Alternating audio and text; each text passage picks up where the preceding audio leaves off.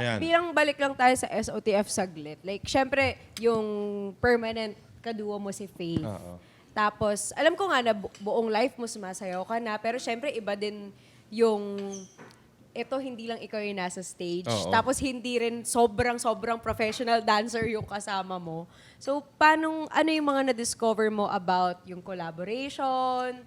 Ano yung mga na-discover mo about yun kay Faith din? Ano yung mga natutunan mo sa kanya? Natutunan mo din about sa sarili mo na ito, sumasayaw ka na hindi lang ikaw. Meron ka ding partner na kailangan mong alalahanin and Ako, syempre, isa rin yun sa pinaka pagsubok na para sa akin. Kasi, una sa lahat, hindi ko lubos na kilala si Faith eh. 'Di ba? Hindi kami close nung una. Kaya doon pa lang, parang medyo, na siya, parang doon pa lang magkakapaan kayo. Paano kaya nito? Paano kaya? Tapos hindi mo pa talaga alam kung ano yung pinakalakas ni Faith doon sa pagdating sa pagsasayaw. So, doon nagkakapaan kami. Pero, nung una, syempre, parang nagtatanong ka sa sarili mo na, kaya namin to? Di ba? Parang nandun ka sa isip na, kung ako lang to, kahit magkamali ako, wala akong sisisihin. Kasi ako tas mas lalo kong gagalingan. Pero, yun nga, hindi ka po pwedeng, dahil mag-partner kayo, duo kayo, hindi po pwedeng, dapat ako yung malakas, tapos siya nandito lang. Yung kung ako iisipin ko, kung makasarili ka, di ba? Parang, bahala na siya, basta ako gagalingan ko.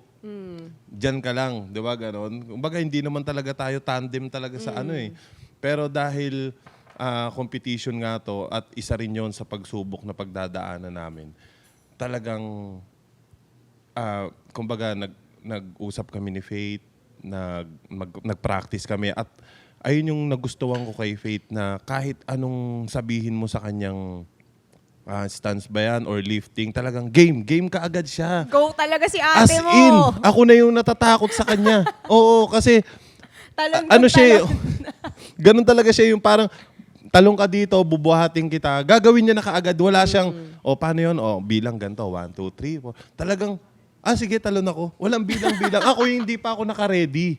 So, ayun yung mga struggle namin ng mga unang linggo na sabi ko, relax ka lang. Dapat pag sinabi ko, dapat ready ka. Ready rin ako. Hindi ka pa pwedeng ikaw kasi lang yung duo ready. kayo Kasi pwede kang madisgrasya ako, pwede ako ma-injury dahil hindi pa ako ready. Pwedeng mabalian yung kamay ko.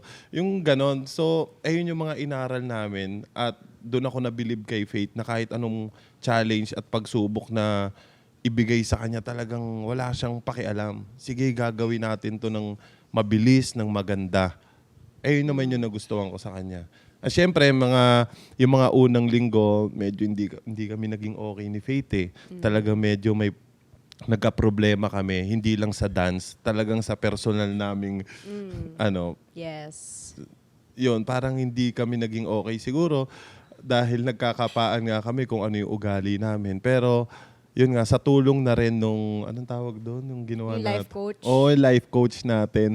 Doon nag-start na talagang sobrang na-realize ko na dapat talaga mag-usap kayo pagka may mga ganong problema. Napaka-importante no na pinag-uusapan, hindi na pinapatagal, hindi na nagkakapaan kasi mas lalo lang siyang lalala.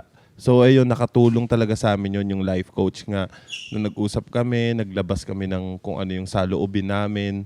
At naintindihan namin yung isa't isa na, kaya pala ganun, kaya pala ganyan. So, yun, after nun, naging okay kami at naging talagang solid kami. Pero late na lang. Kaya nga ako, kahit nung patapos na, sorry kay Faith, na sorry kumbaga, nanghinayang ako sa mga episode na hindi kami okay.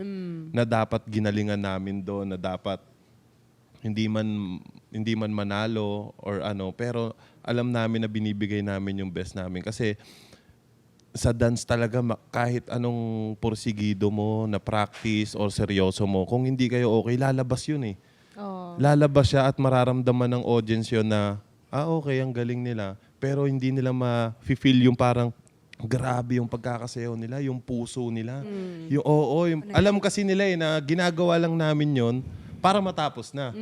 Gagawin ko yung part ko, gawin mo yung part mo, and then, okay, uwi na tayo. Kita na lang ulit tayo next episode. Ganon yung nangyari. So, ako, nang hinayang ako at nagsusorry din ako. Si Faith nagsusorry din. na sayang nga. Pero wala, kailangan talagang dumaan doon para siguro hindi na lang doon sa show. Siguro sa mga susunod pang kahit walang show, kumbaga naging okay kami, naging solid kami. Na ayun na lang siguro yung naging aral sa amin. 'Di ba? Kahit tapos na yung show, magkaibigan kami.